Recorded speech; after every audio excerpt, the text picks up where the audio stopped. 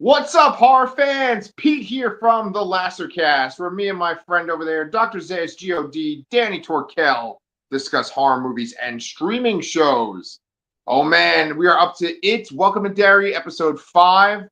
And in this recent episode, we finally got to do what Krusty the Clown says in an episode of The Simpsons, get down with the clown.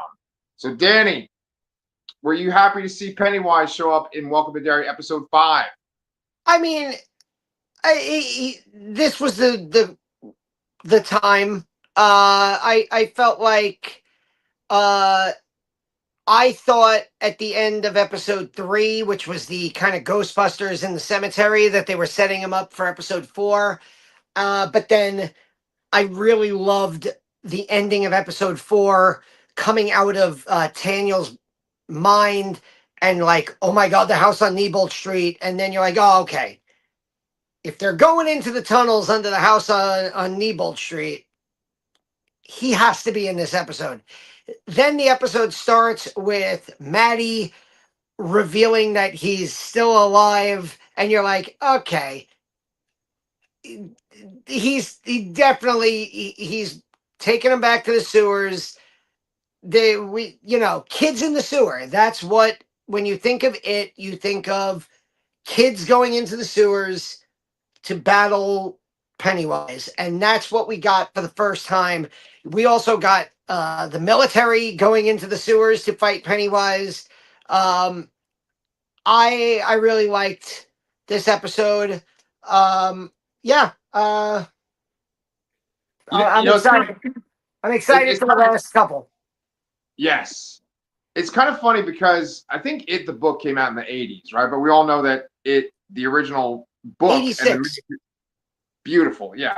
So like the miniseries and the book, it's like you have kids that are in the 50s and then they grow up to be adults in the 80s. And then we kind of flip the script on that with the two films that the Machetes made, where it's like they're kids in the 80s and then they're adults in the modern day. But it's kind of funny to me because so many 80s movies, especially like those sort of like intro to horror movies, they have things like this episode where it's like the military is going to fight this thing, like armed grown men with machine guns are going to go fight this thing, but also like 4 kids are going to at the same time. And Monster Squad. Yeah, I mean, yeah, list them. Go ahead. I mean, like, off the top of my head, I'm just thinking of like Monster Squad. I mean, fucking E.T. is basically, you have like the military and the scientists and the government are out, and while the kids are also, trying to protect him. There's a lot of. Go ahead. Yeah. I kept thinking of the Blob, like the Blob remake. I know it's like a big cast of characters, but I know there's like kids. Oh yeah, plus the sewer monster, and yeah, definitely. That's a good shout out. A lot of times that was definitely an '80s trope of like the kids are gonna go do what the military can't. Right. And I mean, even fucking Stranger Things, which we're covering right now, same fucking dynamic, you know? Yeah, basically. Tropes are tropes for a reason. And like cliches are cliches for a reason. But especially given these characters and the establishment of what we already know about Bill Skarsgård as Pennywise, from the 2 movies, it was nice to see him again. I felt like, in just the couple scenes that he's in, he was justifiably intimidating, scary. The things he does to the adults, I thought were good. I thought were interesting. It's very fun watching him go up against Dick Halloran, and like you have it versus The Shining. Plus, you have everything with. I thought that the scenes with Maddie, I thought it was a little too obvious, but then again, like, it didn't matter that it was obvious that he wasn't Maddie, that we watched Maddie die. Right. And like Well, the thing that he says that like, oh, I think the other kid is still alive, and I'm like, no, I'm pretty sure we saw half of his body get thrown into the screen. yeah, yeah. Well, I mean, that's the funny part, right? Is because I personally was like, maybe he is alive because he wasn't like glitching out. There wasn't any kind of scenes where like they focus on just him and his eyeball moves just in a weird way or something. Like he was consistently just himself until he changes. But his complexion was so ridiculous. He looked like in one of those movies where like a black and white character is just with other people in the real world. Like he looked like he was like black and white. Um, but his reveal, I love that like a little flap opens on the back of his head and his teeth, and then like he just sort of like swirls into Pennywise.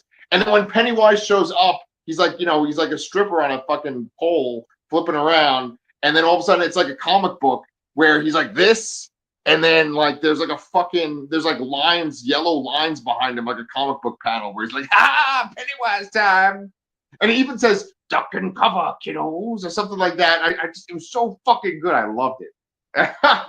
Yeah, and the duck and cover is Bert the Turtle, so it's more turtle Stephen King universe turtle imagery.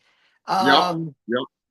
I think Lily has a turtle uh charm on her bracelet that you see when she goes to visit Margie in the hospital.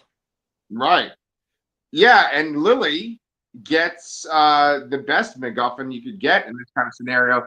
It's kind of funny because this episode and the show in general has moments where you're like, oh, well, that's kind of inconvenient that's happening, or that's too much of a coincidence that is happening. In this situation, the thing I'm talking about is Daniel runs away from the military at one point, and he's got that fucking dagger on him that they tried to use against Pennywise in the past. When he gets shot at, and you'd think he'd be like clinging onto that with dear life because he's in the sewers with Pennywise, but they just like oopsie daisy, and he drops it in the sewer. I see you going like this with your hand. So what are you gonna say? No, that was the only scene that I get it. Like you need to get that dagger into the hands of the not losers club. You know what I mean? Like this iteration of the losers. Um, but I also felt like they did an entire flashback sequence about that dagger and like how Rose's mom would like fight to the death with that dagger and it was passed down and Daniel's he's angry that he let Dick get inside of his head so uh it just felt like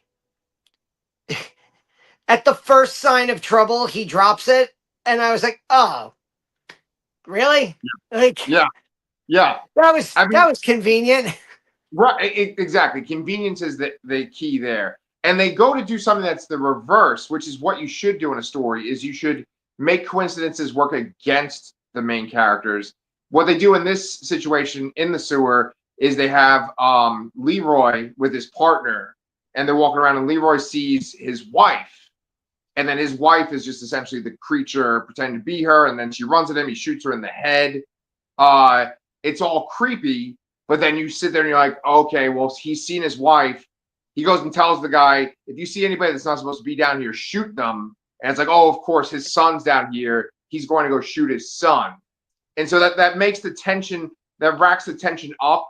But then story wise, it's kind of like you're just kind of doing that to make the audience feel suspense. It doesn't really like move the plot at all. But that brings me up to something I wanted to ask you about. I had confusion about this. At the very end, we need to go into all the Dick Halloran stuff, but we could go back to it. At the very end, Dick Halloran comes out of the sewers and he sees a soldier that is clearly like a ghost or like confused. That's Leroy's partner, right? That's not like another character. That's who I assumed it was. Yeah, Leroy's partner. Okay, okay. Russo? Well, no. Okay, so this is a good segue because basically what happens is in Dick Halloran's experience, he has one of those boxes like they have in Doctor Sleep that he talks about in Doctor Sleep, and his box gets open. We should definitely talk about that part in detail. But like, I was wondering what came out of the box Well, you And know, I was when there's a dick, usually the box gets opened.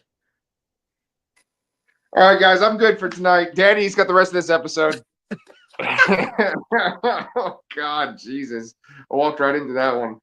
Um, Jesus. All right, Mr. Torkel, why don't we wind it back and talk about just that Dick Halloran sewer experience? Because I thought that was really fucking great too. What'd you think? Uh, I love the actor who is playing him. I'm looking in my notes. It's his initials are CC. Oh, Chris Chalk. I love the actor Chris Chalk who plays Halloran, and I think he's doing. I love that scene. I love any time, and it's like one of these little tropes that I like is when an adult is put into a scene where they have to act childlike because like one of their childhood fears is now after them. It's like a Freddy Krueger trope almost, where like Freddy will pretend to be your abusive parent, and you'll be like, as an adult, you're sitting there. There's a scene in of all the movies, like Nightmare on Freddy's Dead, The Final Nightmare, where like the main actress is dressed as like a little girl with like pigtails, and she's like watching Freddy, who's her dad, kill the mom.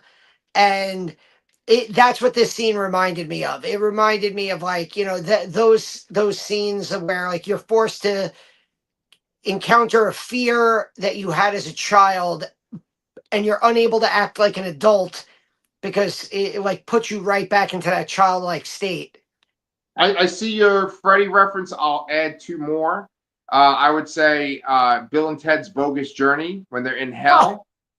And yes. then also, this isn't really necessarily the same circumstances you're talking about, but Eternal Sunshine of the Spotless Mind, when like Jim Carrey's like a little kid in pajamas.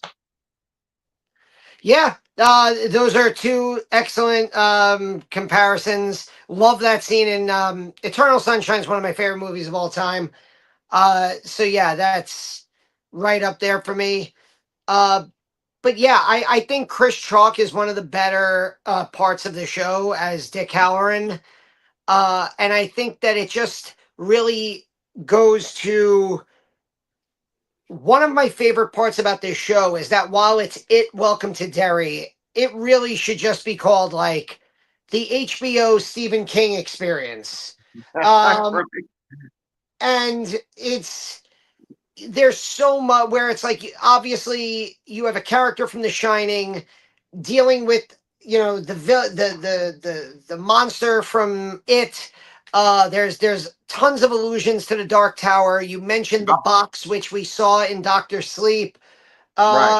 And yeah, it's oh, you know, it's you don't have to if you have been a fan of Stephen King for, you know, he's been around for 50 years. So if you've been a Stephen King fan for your life, whether you're 25, 35, 45, or you're older and you've gotten to experience all of Stephen King, I feel like this show is really it's really for you because it's not just like a, oh, here's a movie, here's a TV series that is, you know, milking the It book and the It movies. It's also paying homage to the greater Stephen King universe. You Right. know, It's not just milking the it tit. yes. But like Stephen King, we've talked about a lot of Stephen. We've had like a Stephen King month in the past, and we've covered a ton of Stephen King material on this channel, and all of his big stuff is connected in different ways, whether it's cosmically, whether it's across universes, whether it's just characters or evil entities that have different names. You know, everything from It to The Stand to The Dark Tower, The Man in Black, Randall Flagg, whatever you want to call him. It, you know, here of course we keep saying about Dick Halloran in The Shining. So there is it's just a nice show.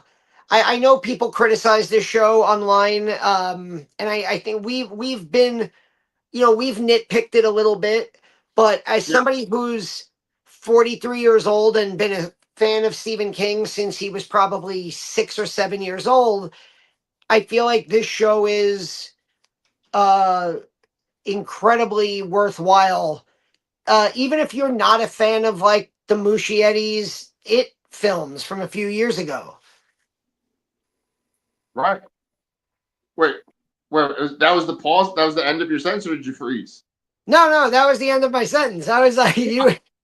I thought there was gonna be more. I was like, oh, okay, okay, yeah. I mean, yeah. I mean, it's fucking, it's awesome, and it's. I've said this multiple times. Like, it's not just that it freezes and it's like, look, it's The Shining. Look, it's like it weaves it all together. Like Yeah, he's going after Pennywise to capture him for the military. That works for the plot of this show. But of course, Pennywise is going to attack them because it's Pennywise. And Pennywise is like, oh, you have this like secret power that keeps like spirits that are going to haunt you in your mind. Well, I'm going to go ahead and open up this box. So I'm just very curious as to what was in the box. I'm like Brad Pitt at the end of Seven over here. But I'm pretty sure you read the book of Doctor Sleep, Danny. In that hmm book, there's a description of Dick Halloran's grandfather. And when I saw him in this episode, I was like, oh shit, that's that grandfather. I know he's like a fucking nasty person. So like I was excited to see this character that's in a different Stephen King book be referenced in this, So I fucking love that sequence. And when the box opens up and he's like freaking out, that really gave me some anxiety there. That was great. it's funny because in Doctor Sleep, when he introduces that box, the concept of the box to Danny, Danny is different. Danny has lived through The Shining. So it's Right, like right, so the demons that Danny is putting into his mind box are like the horrifying ghosts of the Overlook Hotel. I feel like for Dick Halloran and for most people who have this ability, it's just like the horrors that you faced in your real life that yeah, right, you're right, putting away. So like I don't expect it to be like that Dick Halloran has experienced all of these ghosts and monsters and things like that, the way that Danny Torrance has. But that could even be even more scary. To have to encounter the abusive, horrible, grandfather who beat you and you had to watch your grandmother get beaten. That is it, it's revisiting all of this horrible trauma. Uh, and like we see like other characters don't get tortured like this. They just get like killed off. Like there's like right, random military guys who just get like taken out by the entity that is, it. And, you know, meanwhile, Halloran is being like tortured almost because you can almost see that the entity views him as somewhat of a threat. right, right. Exactly. Yeah, and like two of the military guys get taken out by Uncle Sam. I thought that was so Yeah. ridiculous. It's kind of funny. I wanted to switch gears because I have to point out something I'm a little embarrassed to point out. I didn't realize that Madeline Stowe was on this show. Finally, 5 episodes in, I'm like, wait a minute, is that Madeline Stowe? And so, like, they've been showing this woman. And I remember the first time I noticed her, I was like, wait, this woman's been on the show before, but like, who the fuck is she? Is she someone's aunt or something? And then, like, she's been in episodes, like, interacting with the kids, doing things like that. And then you see finally that she is the Schmeich woman that was with the projectionist, that Yes. the dad that, like, we're worried about him going to Shawshank, yet another Stephen King reference. Um, so like they like tied that up really nicely where I'm like, oh, this random woman has relevance. And then I was like, oh, and she also happens to be Madeline Stowe, So I was like happy Yeah. on two levels with that one. Who apparently hasn't aged in the last 20 years because I haven't seen her act in anything since it feels like the late 90s, early 2000s, and now all of a sudden she just looks the same. Right, Okay. right.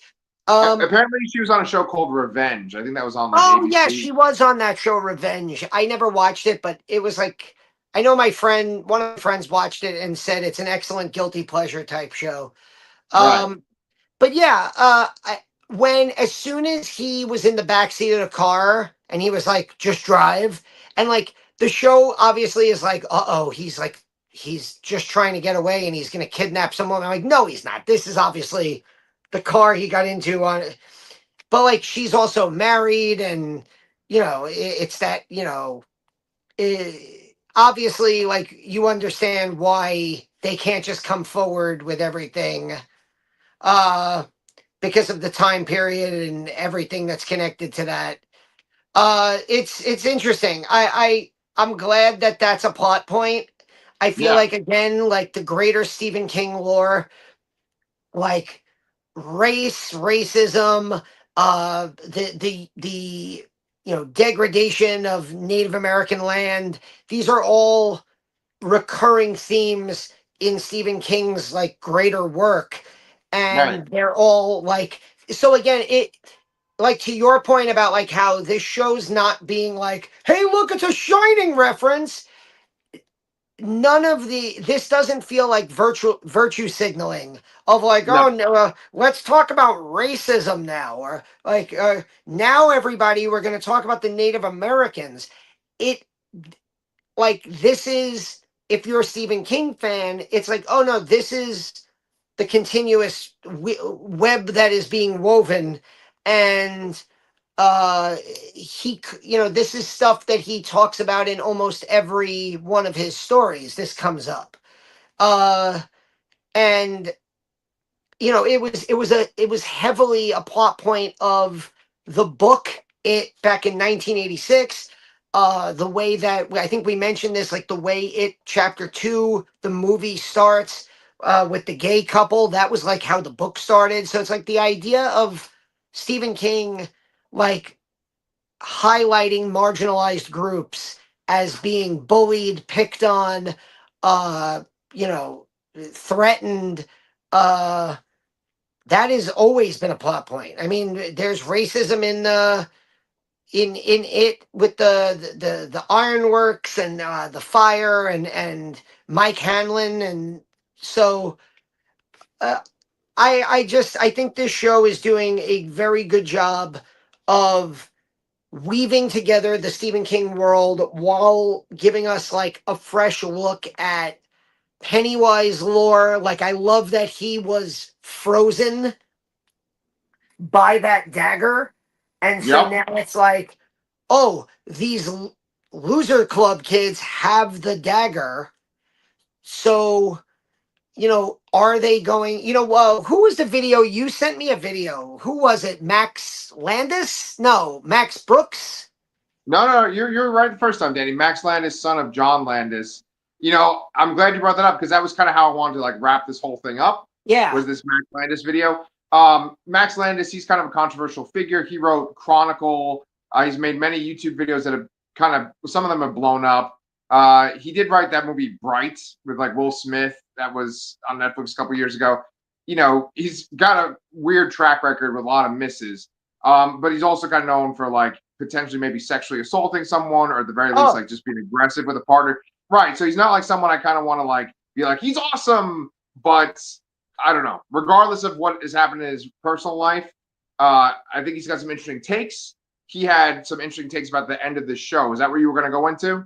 well, the idea that like that the Losers Club are not unique in that they defeat Pennywise in it, and that he felt that like Pennywise is going to be quote unquote defeated, and that kind of like the reason that why the cycle ends every 27 years is that he eventually gets defeated in some way and needs 27 years to like recharge. Yeah. um I don't know. I like that idea. I also just kind of wonder like if he's just he only just debuted in episode 5. There's 3 episodes left. Are they going to have Bill Skarsgård in this show for 4 episodes they're going to defeat him, and then that's going to like bleed into It Chapter 1. Fast forward, 27 years, or actually, this is 1962, so it would actually be fast forward 54 years to It Chapter 1, because the book, well, because the book originally is the 1980s. Yeah. Muschietti's first movie is like the I think it's the late 90s or early 2000s, and then the late 2000s, like, you know what I mean? Because every 27 years. No, dude. It's totally the 80s in the first It movie by Muschietti. It's totally the Is it? 80s. Yeah. It's Oh, totally the 80s. what? No, what I'm thinking is in in the 1990 miniseries, in the book, the kids are from the 60s, aren't Yeah. they? I don't know about the book. I because I only read like maybe the first 25% of it, and I can't remember it off the top of my head. But like they're going by the movie timeline for this, like Okay. they're using Bill Skarsgård, right? So like they're clearly using the movie as a Yeah. template.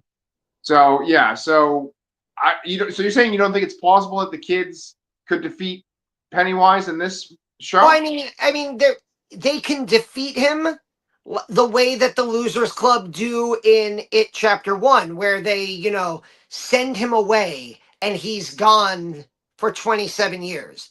They're Right. obviously not going to kill the entity. That doesn't happen until It Chapter 2. Yeah. So I'm much more interested to see what happens over these last 3 episodes. Right. I mean, I think the show is a hit. I'm sure they'll make more seasons of it. I don't know if it's going to be like prolonged with like this cast and Pennywise. Because I feel like that would run out of steam or it'd be kind of like, okay, we've already seen this already. Right. So I feel like the next thing they might do is like go to a different time period. I don't know. I don't know. But I mean, whatever the case just is, based on the success of this show, I would not be like upset if they just did like if they just did what was didn't they do a show? Oh, wasn't it called Castle Rock? yes, they do that. Yes. Where it was like it wasn't based on one book. It was just like random stories from like the Castle Rock universe of Stephen King, and like different characters popped up here and there.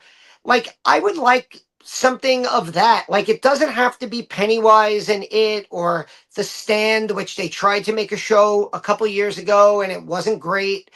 Um, obviously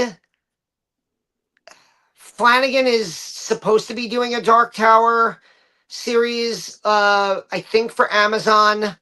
So if it means I have to wait like over a year for that, I'm willing uh to let the guy who knows how to do Stephen King the best right now do it. Right. So yeah, but as far as this series goes, and I don't know if there's going to be a season 2. I don't know where this is going to end up. But I'm really intrigued, and I think it's very good. It's one of the highlights of the week. Yes. I mean, here's the thing, right? Uh, you just mentioned Castle Rock. I know that they have like a bunch of weird random characters, and Bill Skarsgård is in that show, but he's not Pennywise. And Annie Wilkes, I think, is in that show at one point.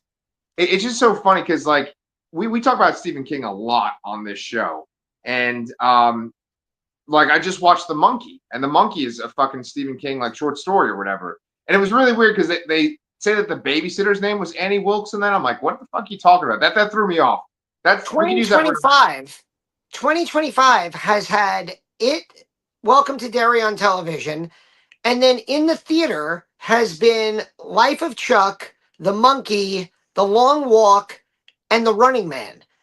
Like, Right, and I think there's even a show called The Institute, I think, which is that's on Stephen a King. channel that I don't have. I think and Is that's it a on book I Apple? haven't read. Is it Yeah, Apple yeah. TV? I don't know. I just actually subscribed. Danny, maybe you want to do this too. I can't believe we're doing like a promo on this. but like Apple TV is letting you subscribe for half price for 6 months today. Like you have until December 1st, and I think it Sadly, might be on. I think we're already subscribed to Apple TV, and it's just so far down on our Roku list of streaming things that I never even finished watching that show that everybody talks about on Apple TV. Severance. Severance. Yeah.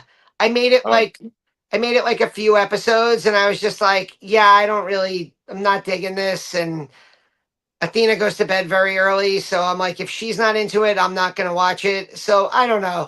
Maybe if the Institute is good, I feel like the Institute is a book I haven't read. Maybe I'll pick it up on Audible and check that out. I'm so far yeah, behind on books. yeah, because I think that I saw someone online say that something that they're doing, the military's doing, is it's like something that leads to the institute. So Well, like even also, that fucking what's that? well, I mean, another Stephen King military gets involved in fuck shit up movie is The Mist. Oh, yeah, right. And it all kind of ties in with the Dark Tower too. Yeah. Oh Yeah. man, that's good. Man, we are so into this fucking show. We just covered the Talamasca, which I was saying got interesting by its last episode, but this show has been consistently interesting and exciting. So I'm looking forward to continuing to review it with you. You want to Yes, tell sir. people what's on our channel? Well, you said the Talamasca. We just reviewed the season finale of the Talamasca on AMC. Yeah. We fantasy booked how that is going to bleed into the Vampire Lestat next year. We don't know if we're right, but we hope.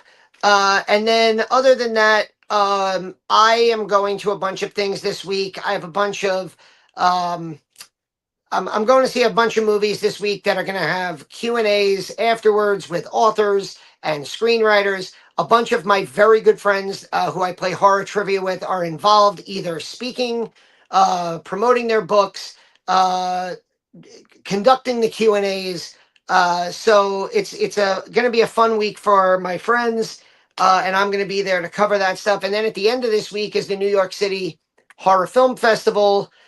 You can go to you could just Google New York City Horror Film Festival. You'll find the website, and you can get tickets to their screenings Thursday night, Friday night, Saturday night.